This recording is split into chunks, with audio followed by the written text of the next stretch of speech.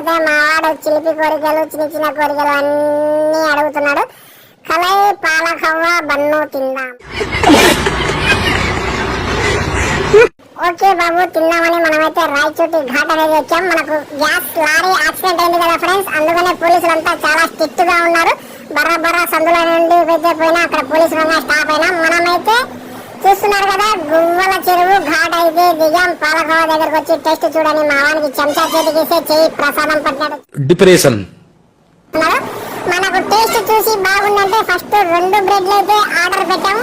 2 బ్రెడ్లు first అయితే ఒకటి ఇచ్చాడు, నెక్స్ట్ ఇంకొకటి కోసి ఇంకొక పెసరు పెట్టన్నా అని నేనైతే లాస్ట్ అడిగాను. ఎందుకంటే ఆ పాలకోవ చూడంగానే నోరు ఊరు. హాయ్ హలో చూస్తున్నారు కదా మనం రప్ప రప్ప అని నేతమ్మేసినట్టు ఒక్క కొరుకుతానే సాగరంగా ఉంది. అబ్బాబ్బాబ్బా ఇదేంట్రా అయితే? అరే నీ అబ్బా నోరు కరుసుకొని పోతున్నాయి ఫ్రెండ్స్. సూపర్ గా అయితే పాలకోవ బన్ ఉంది. మా వాడు 2వ లాగిచ్చాడు, 3వ దానికి రెడీ అవుతున్నాడు. నేను 2వ లాగిచ్చాను, 3వ దానికి రెడీ అవుతున్నారు. చూస్తున్నారు కదా మీకు రాయచోటి ఇలా గువ్వల చెరువు ఘాట్ ఎక్కి దిగితే ఫస్ట్ గుర్తుకు రావాల్సింది పాలకోవ.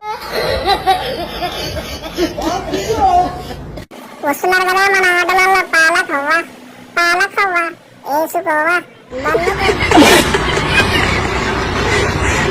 అలా లేకుండా ఇక్కడ సూపర్ గా అయితే ఉంటుంది. మనమైతే 1కి 4 తిని బయలుదేరుతున్నాం.